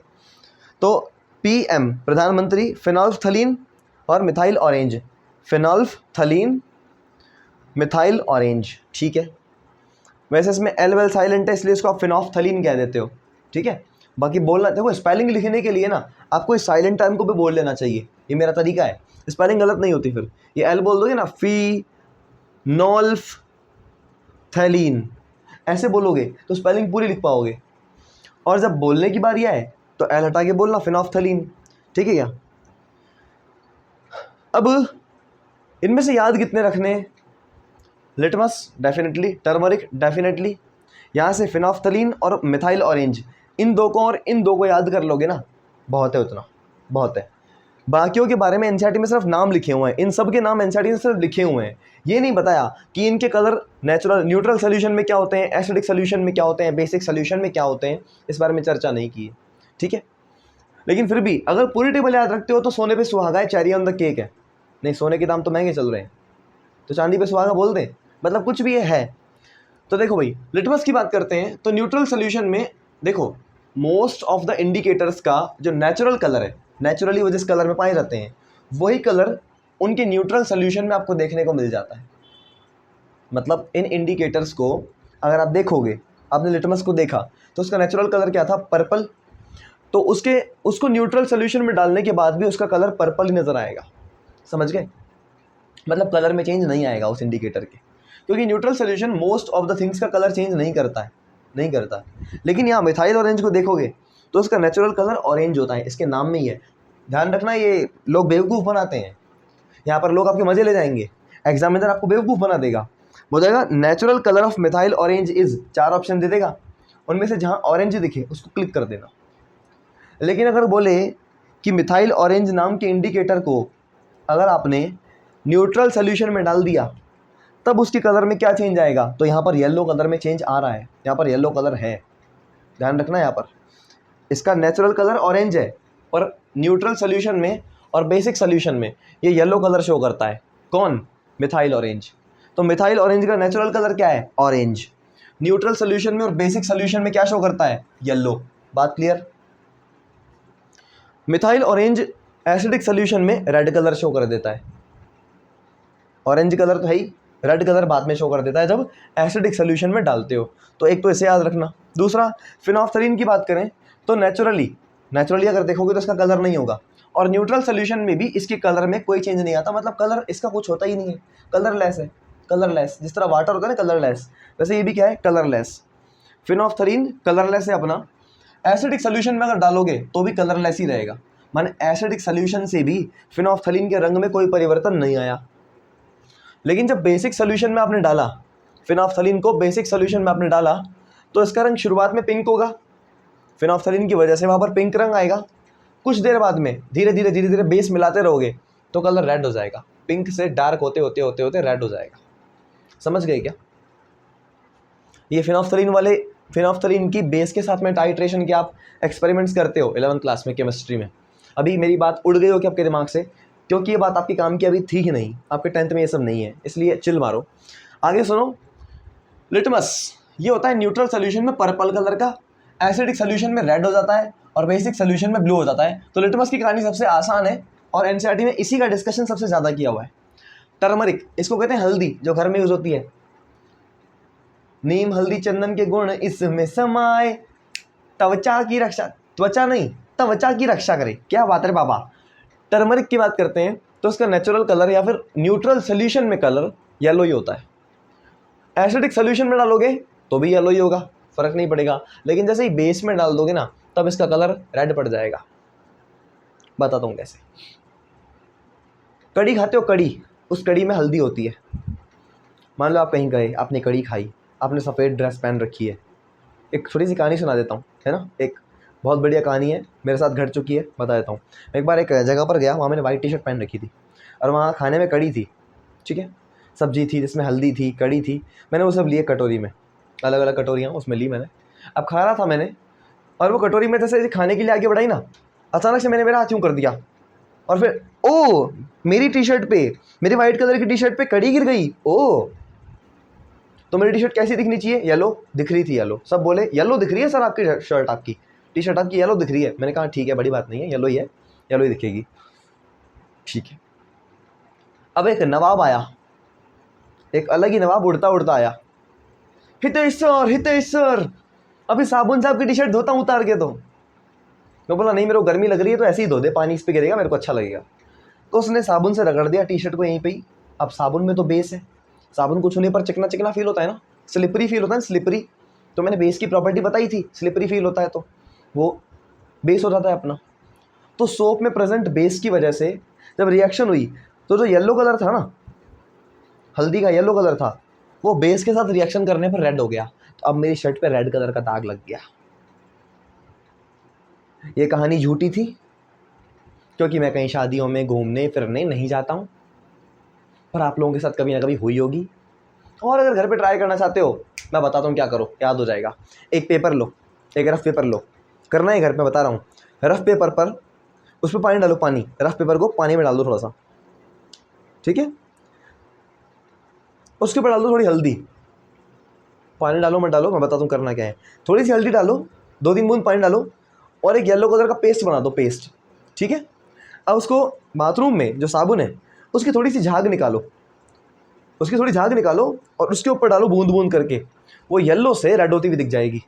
साबुन में बेस होता है, आपने हाथ में हल्दी ली है, हल्दी माने टर्मरिक। टर्मरिक को जब बेसिक सोल्यूशन के साथ में रिएक्शन करनी होती है तब उसको रेड कलर दिखाना होता है, या आप अपनी आंखों से देख लोगे। Clear? Hydrangea, red cabbage, China rose, petunia और गेरेनियम, ये सब अपने फ्लावर्स होते हैं। एक्चुअली फ्लावर्स में कलर कहाँ से आता है? फ्लावर में कलर आता है सर उनकी पत्तियों में से, मतलब पेटल्स में से। तो उनकी पत्तियाँ रंग बिरंगी होती हैं और एक ही प्रजाति का फ्लावर अलग अलग कलर दिखाता है। आपने रोज़ सुना होगा, रोज़ येलो भी होते हैं, रोज़ रेड भी होते हैं, होते नहीं होते? अलग अलग तरह के रोज़ देखोगे अगर आप गूगल पे देखोगे तो। आँखों से तो मैंने खुद, अब अगर मैं मेरी बात करूँ तो मैंने अपनी आँखों से रेड रोज़ भी देखा है। वाइट का मुझे याद नहीं है कि मैंने देखा नहीं देखा, लेकिन येलो रोज़ देखा है, येलो भी देखा है, रेड भी देखा है, और भी कलर में होते हैं। माने एक ही प्रजाति, एक ही स्पीशीज़ मल्टीपल कलर शो कर सकती है, ठीक है। तो हाइड्रेंजिया यहाँ पर शो करता है पर्पल कलर न्यूट्रल सोल्यूशन में। एसिडिक सोल्यूशन में डालते हैं हाइड्रेंजिया। अब करना क्या है, जो हाइड्रेंजिया की पत्तियाँ, हाइड्रेंजिया नाम का प्लांट है, इसके फूल को लो, उसकी फूल की पत्तियाँ तोड़ो, पत्तियों को मसलो, उसका सोल्यूशन बनाओ, वो सोल्यूशन का जो न्यूट्रल सोल्यूशन में कलर है वो पर्पल नज़र आएगा, एसिडिक सोल्यूशन में जो कलर है वो ब्लू नज़र आएगा। पर्पल न्यूट्रल सोल्यूशन में, ब्लू कलर चेंज हो गया एसिडिक सोल्यूशन में, बेसिक कलर चेंज हो गया पिंक सोल्यूशन में। तो हाइड्रेंजिया में पर्पल एक डार्क कलर है, उससे कम डार्क ब्लू है, उससे भी कम डार्क पिंक है, माने यूं जाने पर डार्कनेस धीरे धीरे कम हो रही है।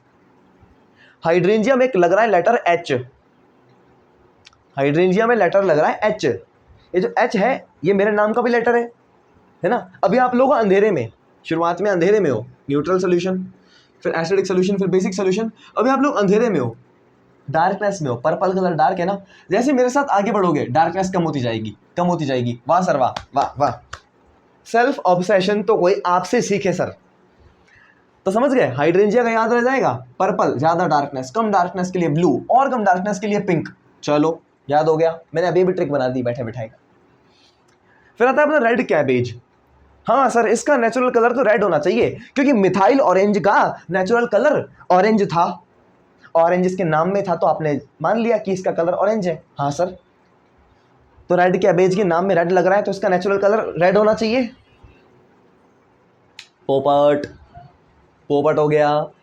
रेड कैबेज का नेचुरल कलर जो होता है ना वो पर्पल होता है। और मतलब रेड कैबेज जो फ्लावर्स होते हैं ना, अगर आप देखोगे, मेरी बात मानो, ये खत्म होने के बाद, लेक्चर खत्म होने के बाद गूगल पे डालो रेड कैबेज फ्लावर्स, आपको पर्पल कलर का एक बड़ा सा फ्लावर दिखेगा, समझे। तो जो पर्पल कलर का फ्लावर है उसकी पत्तियों को तोड़ो, उसकी पत्तियों को नहीं, उसकी पत्तियों को, लीव्स को तोड़ो, लीव्स नहीं एक्चुअली पेटल्स को तोड़ो। फूल की पत्तियों को पेटल्स कहते हैं, पंखुड़ियों को, पत्तियां नहीं पंखुड़ी, ठीक है। फूल लो, रेड कैबेज का फूल लो, उस फूल की पंखुड़ी को तोड़ो, पेटल्स को तोड़ो, उसमें से तोड़ने के बाद पीसो, पानी मिलाओ, सोल्यूशन बनाओ। जो सोल्यूशन बनेगा ना उसका कलर पर्पल नजर आएगा। अब उस पर्पल कलर के सोल्यूशन को आप अगर न्यूट्रल सोल्यूशन के साथ मिक्स करोगे तो रेड कैबेज के पर्पल सोल्यूशन में कोई चेंज नहीं आएगा। माने न्यूट्रल सोल्यूशन में डालने के बाद भी रेड कैबेज का कलर वैसा का वैसा ही जैसे पहले था, क्या, पर्पल। समझ में आया। अगर रेड कैबेज के उस पर्पल सोल्यूशन को आप एसिडिक सोल्यूशन में डालोगे तो ये हो जाएगा रेड या फिर पिंक। रेड और पिंक भाई भाई जैसे लग रहे हैं, आपस में एक दूसरे के बहुत जुड़वा टाइप होते हैं, रेड पिंक पास पास में, ठीक है। न्यूट्रल में डाला तो पर्पल, कोई चेंज नहीं आया। एसिडिक में डाला तो रेड हो गया, पिंक हो गया, पर्पल से कम डार्कनेस की तरफ, पर्पल से गए कम डार्कनेस की तरफ, समझ रहे हो क्या। पर्पल से आगे बढ़े कम डार्कनेस की तरफ, रेड या फिर पिंक। अब इससे आगे बढ़ोगे तो आएगा ग्रीन या फिर येलो। ग्रीन और येलो तो और चमकते हैं, ग्रीन येलो तो और चमकते हैं ना भाई। रेड तो क्या है, डार्कनेस में आता है, पिंक भी डार्कनेस में आता है, लेकिन ये तो क्या बोलते हैं, कम डार्कनेस में है। लेकिन वो कलर जो ज़्यादा लाइटफुल है उनमें ग्रीन भी आता है, येलो भी आता है। तो येलोइश या फिर ग्रीनिश ऐसी अपीयरेंस आ जाती है बेसिक सोल्यूशन में। माने जब रेड कैबेज के सोल्यूशन को न्यूट्रल सोल्यूशन में डालोगे तो पर्पल कलर ही देखने को मिलेगा, कलर चेंज नहीं होगा। एसिडिक सोल्यूशन में डालोगे तो रेड या फिर पिंक कलर देखने को मिलेगा रेड कैबेज के सोल्यूशन का। और अगर बेसिक सोल्यूशन में डालोगे तो ग्रीन या फिर येलो हो जाएगा। मतलब इस बार भी आप यहाँ से यहाँ जा रहे हो तो क्या हो रहा है, डार्कनेस कम हो रही है और लाइट बढ़ रही है। सर इसमें भी अपना नाम जोड़ दो। अरे अपना नाम नहीं जोड़ रहा हूँ, यहाँ पर शब्द है कैबेज। कैबेज क्या होती है, सब्जी होती है ना। सब्जी खाने से क्या होता है, हमारे दिमाग के पर्दे खुलते जाते हैं, ज्ञान बढ़ता जाता है, हमारी बॉडी में विटामिन्स आते हैं, मिनरल्स आते हैं, ये सब तो होता है। तो अगर आप मिनरल्स विटामिन जैसी चीज़ें खाओगे, सब्जी खाओगे, जैसे मम्मी कहती होगी बेटा गोभी खा ले, आप बोलते हो नाक चढ़ाते हो, नहीं खानी, गलत बात, आज से खानी है। पूछो क्यों, क्योंकि जैसे जैसे कैबेज खाओगे आगे बढ़ते बढ़ते आपकी ज़िंदगी में चमक आएगी। अरे वाह सर वाह वाह वाह वाह सर वाह। होशियारी तो कोई आपसे लगाना सीखे, मैं हुई होशियार। देखो तो रेड कैबेज की बात करें, यहाँ हाइड्रेंजिया में हमारा नाम का ऐसा लग रहा है, इसका मतलब हम आपको अंधेरे से रोशनी की ओर लेके जाएंगे। मान लिया सर, हम आपके अंधेरे को कम कर देंगे, मान लिया सर। रेड कैबेज में कैबेज आ गया, कैबेज मतलब गोभी। अब कौन सी वाली गोभी है आप सर्च करके आना। रेड कैबेज में जो कैबेज है वो गोभी, ये गोभी कमेंट कर देना कैबेज में, कैबेज कौन सी गोभी होती है, ठीक है। कैबेज कौन सी सब्जी होती है उसका पूरा नाम कमेंट कर देना वीडियो में, मज़ा आ जाएगा। रेड कैबेज की बात करें तो पर्पल कलर होता है न्यूट्रल सोल्यूशन में, फिर आया एसिडिक सोल्यूशन, फिर आया बेसिक सोल्यूशन। तो पहले पर्पल है, उसके बाद में आगे जाओगे तो रेड और पिंक, माने कलर में डार्कनेस कम हो गई, और आगे बढ़ोगे तो लाइटनेस आ गई। तो यही तो होता है, सब्जियां खाने से आंखें तेज हो जाती हैं, दिमाग तेज हो जाता है। आप लोग खाते ही नहीं हो, इसलिए आपका पेट तेज हो रहा है, खाली पेट बढ़ रहा है आगे की ओर, तोंद बढ़ रही है। चलो आगे बढ़ाते हैं। फिर आता है अपना चाइना रोज, फिर आता है अपना चाइना रोज। अब यहाँ से मैं छोटी सी कहानी कर देता हूँ। पहली बात, इसमें दो शब्द आए, एक आया चाइना, एक आया रोज। चाइना मतलब चीन, समझ गए ना, इतना बोलना ही काफ़ी था यार। तो फिर आया रोज। अब चाइना को कोई चीज़ सीधी सीधी पसंद आ जाए, ये तो बात पॉसिबल नहीं है इस जन्म में, राइट। तो रोज़ की बात अगर हम करें तो जनरली रोज़ कैसे होते हैं सर? रेड होते हैं, पिंक होते हैं, इस टाइप के होते हैं ना भाई। रेड पिंक मैंने बताया ना, भाई भाई हैं, कुछ कुछ ऐसे ही होते हैं सर रोज़, है ना। ओके ठीक है। तो न्यूट्रल सोल्यूशन माने सबसे नॉर्मल सोल्यूशन, न्यूट्रल न्यूट्रल, कोई टेंशन ही नहीं। उसके अंदर रोज़ ने अपना कलर शो किया रेड। ये बोल रहा था मेरा कलर तो रेड होता है। देखो चाइना रोज़ एक प्लांट का नाम है, जिस प्लांट में जो फ्लावर्स होते हैं ना, उन फ्लावर्स की पेटल्स को तोड़ोगे, पंखुड़ियों को तोड़ोगे और उसका सोल्यूशन बनाओगे, तो उस सोल्यूशन को आप चाइना रोज सोल्यूशन नाम दोगे। सर कम समझ में आया? आप सुनो, मान लो ये प्लांट है, इसका नाम है चाइना रोज प्लांट या फिर हिबिस्कस, गुड़हल नाम है इसका हिंदी में।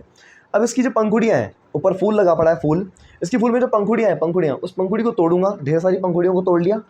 इस पंखुड़ियों को मैं एक सिलबट्टे में रख के पीसूँगा, पानी मिलाऊंगा, सोल्यूशन बनाऊंगा, और उस सोल्यूशन को छान कर एक छोटी सी डिश में रख दूंगा, चाइना डिश मान लो या फिर एक टेस्ट ट्यूब मान लो, उसमें रख दूंगा।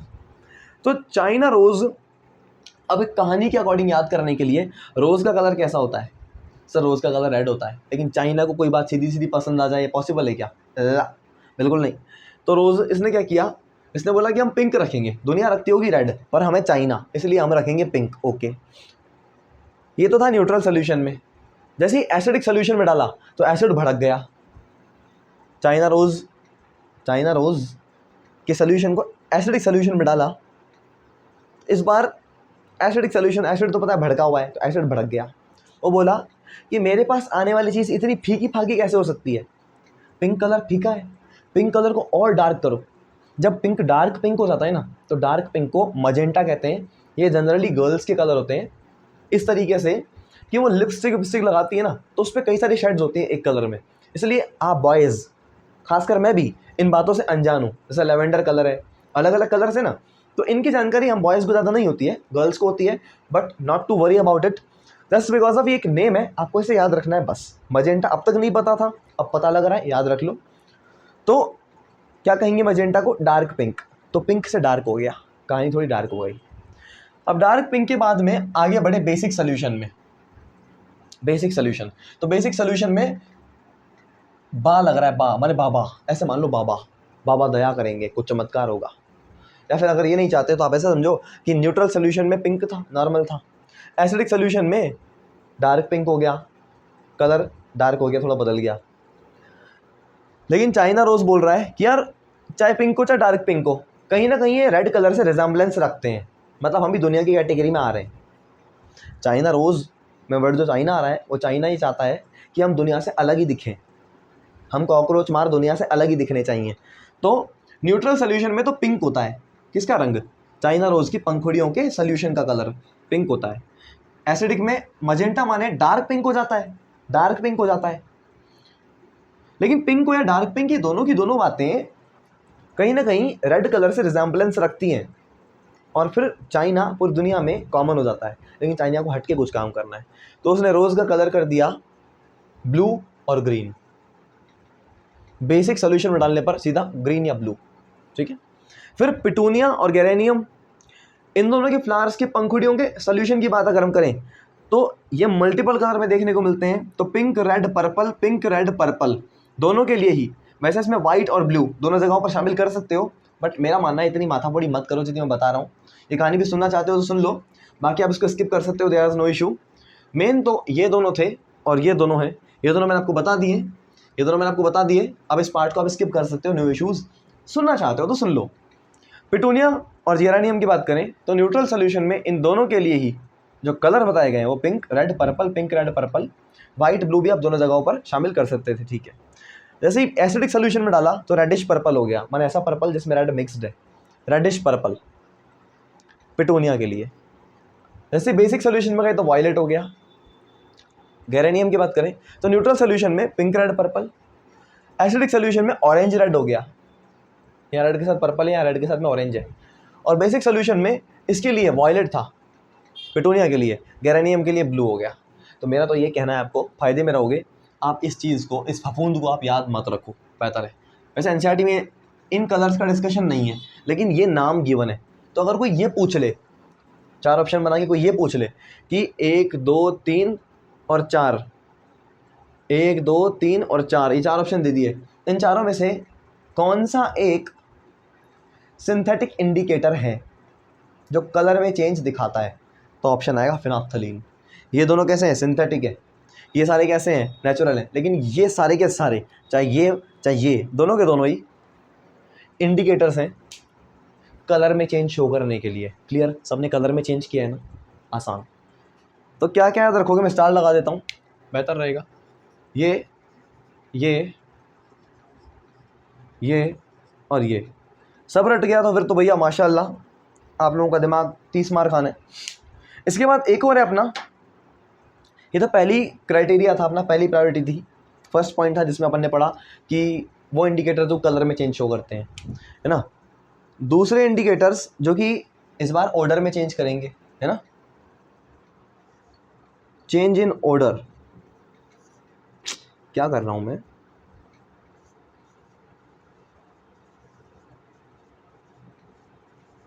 अब बात आती है कि जब कलर आंखों से दिख सकता था चेंज होते हुए, तो सूंघने की ज़रूरत क्यों पड़ी? सिंपल सी बात, जिन लोगों की आंखें नहीं हैं, जिन लोगों पर भगवान का रहमत नहीं है, जो लोग नहीं देख सकते, तो वो लोग के लिए ऑर्डर को एक पॉइंट बनना पड़ा। भाई जो लोग नहीं देख पाते हैं वो भी पढ़ना तो चाहते हैं ना, तो वो लोग कैसे पहचानेंगे? उन लोगों के लिए गंध से, ऑर्डर से पता लग जाता है। तो हमारी बायोलॉजी में ऑर्डर माने स्मेल, ऑर्डर का मतलब होता है स्मेल, माने कोई चीज़ रखी है, स्मेल करना, उसे सूंघना। इस सूंघने के लिए हमारी बायोलॉजी ने एक शब्द का इस्तेमाल किया है, ऑल फैक्ट्री। क्या लिया है? All factory. इसलिए आप इन इंडिकेटर को ऑल फैक्ट्री इंडिकेटर भी कहते हो। दूसरा, जैसा कि मैंने बताया, वो लोग जो नहीं देख सकते उनके लिए ये काम आते हैं, माने हेल्पफुल फॉर विजुअली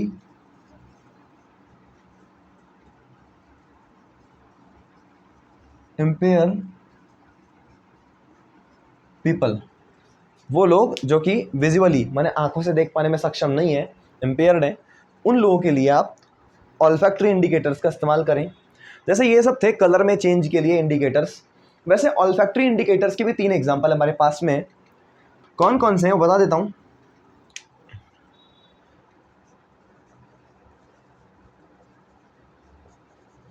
इंडिकेटर की बात करते हैं, 3 इंडिकेटर है हमारे पास में।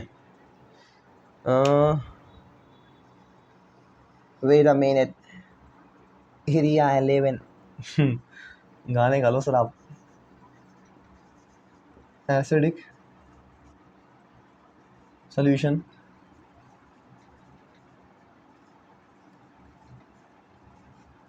बेसिक सोल्यूशन, बहुत ज़्यादा नीचे ना चला जाए।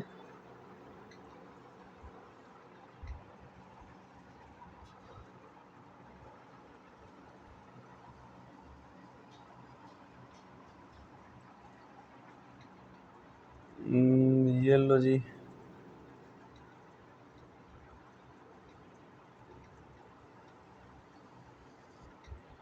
अब बता देता हूँ मैं एक बार, बस इसको और कवर कर लूँ।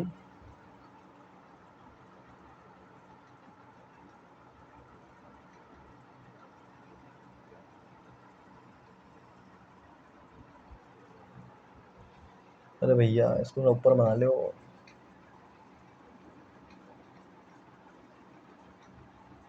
हनुमान करेंगे कल्याण, हनुमान करेंगे कल्याण।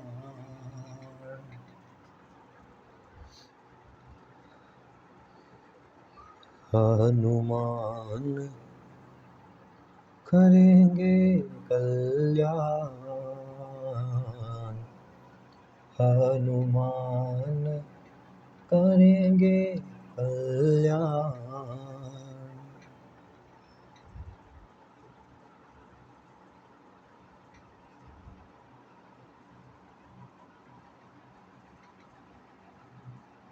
चलो, वेरी नाइस, ब्यूटीफुल। कौन सा फ्यूल?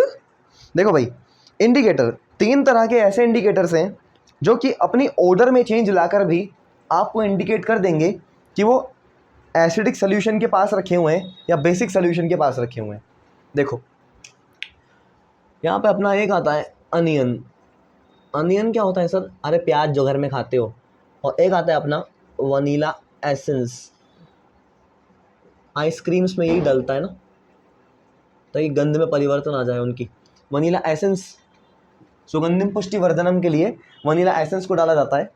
और एक आता है अपना ऑलिव ऑयल। ऑलिव मतलब होता है जैतून, माने यह है जैतून का तेल, है ना।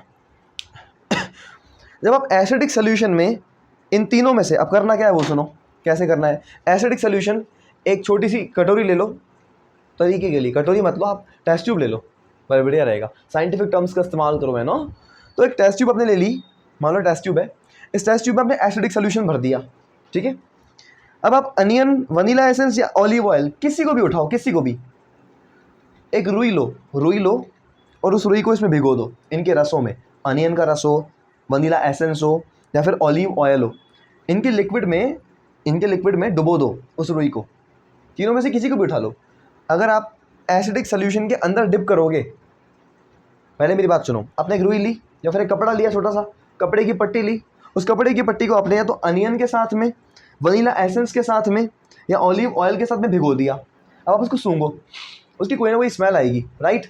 अगर आप अनियन के साथ स्मेल लोगे तो अलग स्मेल आएगी, वनीला एसेंस के साथ स्मेल लोगे अलग स्मेल आएगी, ऑलिव ऑयल के साथ में स्मेल लोगे अलग स्मेल आएगी, लेकिन हर एक की अपनी अपनी स्पेसिफिक स्मेल होगी। अब आप उस पट्टी को अगर एसिडिक सोल्यूशन में डुबो दोगे और फिर सूंघोगे तो आपको स्मेल आ रही होगी अभी भी, माने एसिडिक सोल्यूशन में इन इंडिकेटर्स की स्मेल ज्यों की त्यों बनी रहती है, गायब नहीं होती है। मतलब मैं लिख सकता हूँ remains, smell remains, smell smell smell, acidic solution में क्या होगी, स्मेल बनी रहेगी, रिमेन्स। समझ ला? अरे भैया समझ गए। लेकिन बेसिक सोल्यूशन, मान लो अपने अनियन के साथ में वो जो पट्टी है अपनी, कपड़े की पट्टी है, उसको आपने, एक कपड़े की स्ट्रिप है, उसको आपने अनियन के रस में डुबोया। अब स्मेल ली आपने, हाँ अनियन की स्मेल आ रही है ना। अब उस अनियन की स्मेल वाली पट्टी को आपने दूसरी टेस्ट ट्यूब ली और उसमें बेसिक सोल्यूशन भरा पड़ा है। अनियन की स्मेल वाली स्ट्रिप को जब बेसिक सोल्यूशन में डुबोगे ना और फिर निकाल कर सूंघोगे तो आपको स्मेल नहीं आएगी। इसका मतलब अनियन की स्मेल वाली जो स्ट्रिप थी वो स्मेल बेसिक सोल्यूशन में जाने के बाद में गायब हो गई। समझ गए? अगर आप वनीला एसेंस को सूंघोगे तो वनीला एसेंस से भीगी हुई एक पट्टी या फिर रुई, उसको जब आप बेसिक सोल्यूशन में डालोगे और निकालोगे तो उसकी स्मेल गायब हो गई, स्मेल गायब हो जाती है, ठीक है। माने बेसिक सोल्यूशन क्या करता है, स्मेल को बर्बाद कर देता है। Smell smell smell vanishes